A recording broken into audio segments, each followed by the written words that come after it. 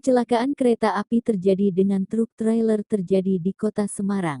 Kereta api K Brantas jurusan Jakarta Blitar menabrak satu unit truk trailer di jembatan Jalan Madukoro, Semarang, Jawa Tengah, Selasa, 18/7. Kecelakaan itu mengakibatkan kebakaran hebat di jalur perlintasan kawasan Madukoro atau Jembatan Sungai Banjir Kanal Barat BKT Kota Semarang Selasa malam, tanggal 18 Juli tahun 2023. Truk trailer yang tak membawa kontainer itu sampai terseret sekitar 50 meter dari perlintasan. Alhamdulillah dari laporan melalui HT tidak ada korban jiwa, hanya korban luka dan patah kaki juga sok penumpang kereta apinya. Semoga pihak terkait bisa lekas mengambil langkah berikutnya. Kondisi masinis dan asisten masinis selamat.